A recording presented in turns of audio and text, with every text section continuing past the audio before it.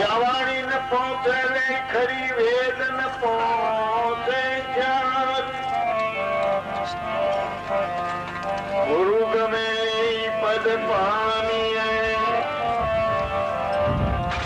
तो अनुभव प्रगटे लगा अनुभवे पद प्रगटता पद छे दुनियाती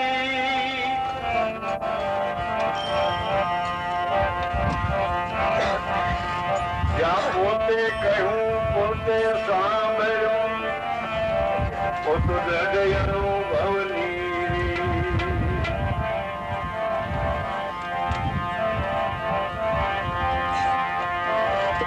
आदि ब्रह्म सत्य पुरुष गुरु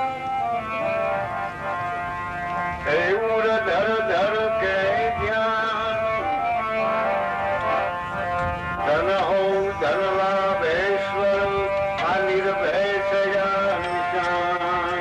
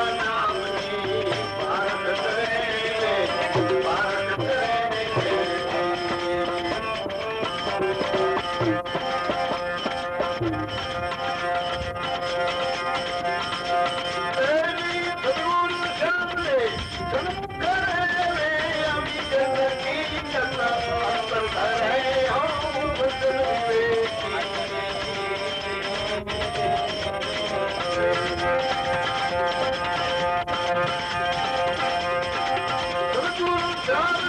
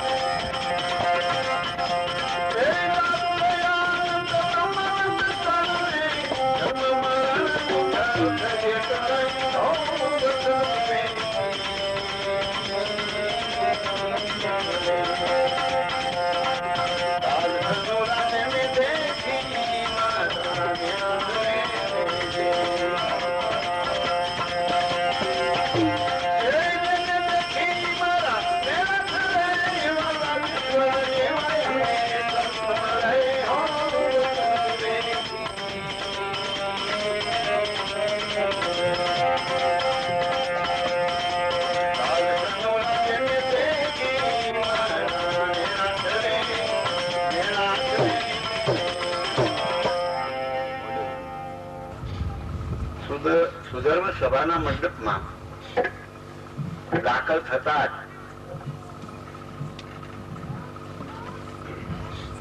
જ્યાં સુધી જીવની દેહાદ્યાસ દ્રષ્ટિ છે ત્યાં સુધી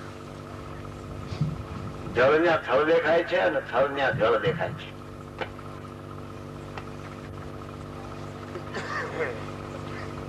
અને જેને ગુરુગમ દ્રષ્ટિ પ્રાપ્ત થઈ છે તેને જળ ને ઠેકાણે જળ દેખાય છે, થળ ને ઠેકાણે થળ જ દેખાય છે. કોઈ પણ પ્રકારની ધર્મ વિશે, ઈશ્વર વિશે, ગુરુ વિશે વાણા કારણ કે ભ્રમણા કોઈ દિવસ થવા પડવું જ નથી. પણ મહાભારતનો દાખલો છે કે 12 વર્ષ સુધી પાંડવો દેશવટામાંથી આવ્યા. ગમે એવું સંકટ સહીને 12 વર્ષે પાછા આવી હસ્તિનાપુરની પાસે ઇન્દ્રપ્રસ્થ નામનું એક શહેર વસાયું. તેની અંદર રાજધાની સ્થાપી.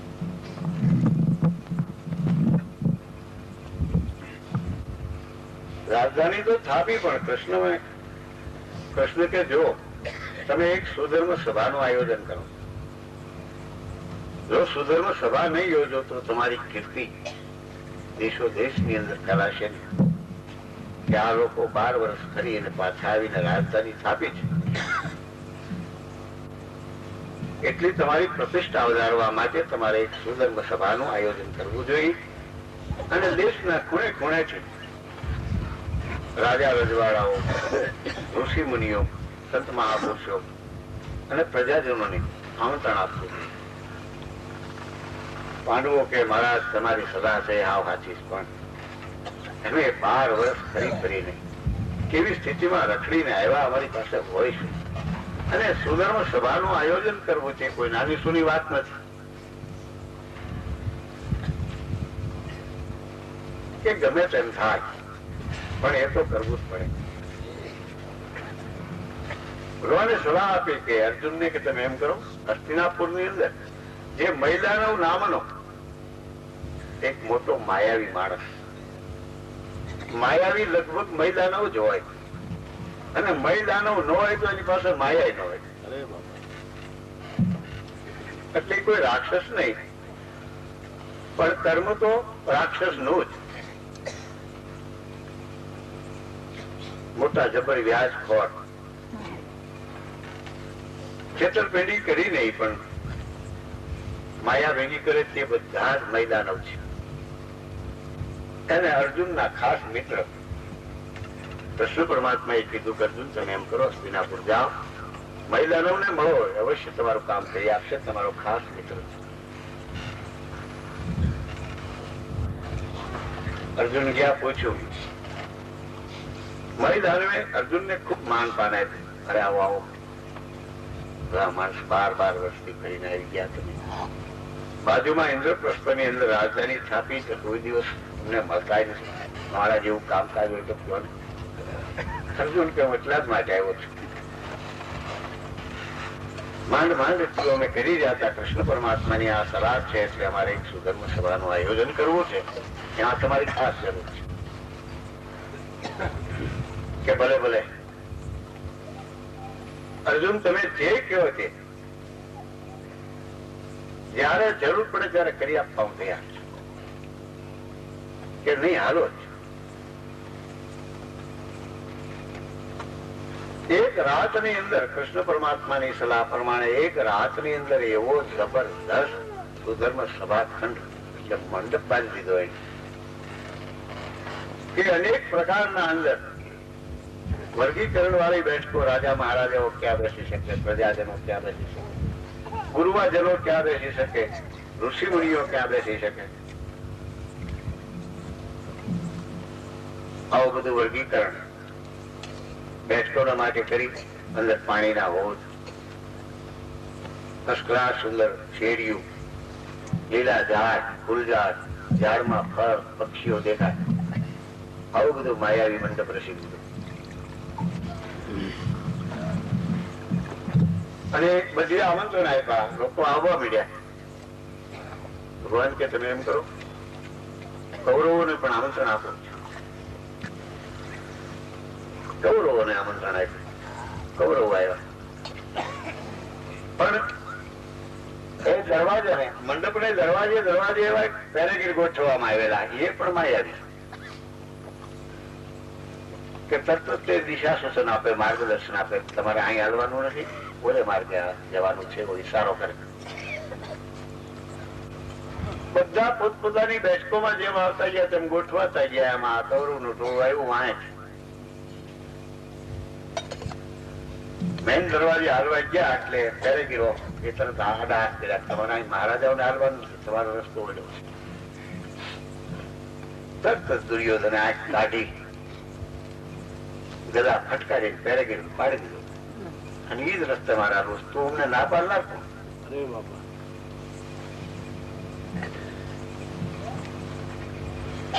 પાંડવો તો એ રસ્તે હાલ્યા. જોતા જાય છે ઈર્ષા તો વધતી જાય. જેમ જોતા જાય છે એમ ઈર્ષા વધતી જાય છે કે આપણે તો હસ્તિનાપુરના ચક્રવર્તી આ રખડીને આવ્યા 12 વર્ષે. આવું એટલું સુંદર સભા મંડપ બાંધ્યો. આવો તો આપણે પણ કોઈ દિવસ કરી શક્યા નથી. કેટલા સુંદર અંદર લીલા વૃક્ષો છે, ફળ છે, ફૂલ છે, પાણીના હોજ, અનેક જાતના સુંદર પક્ષીઓ બોલે છે. આ ઘડીકમાં ક્યારે આવું બધું બનાવી દે અને કેવી રીતે એને કરી? હાલતા હાલતા હાલતા ત્યાં રાજા મહારાજાઓની બેઠક એ બાજુ જાય છે. તેને પાણીના હોજ જેવું દેખાણું કે મળે આ રસ્તામાં હોજ કર્યો શું? ખરા છે બાકી છેકરી દે એવા. એટલે પોતે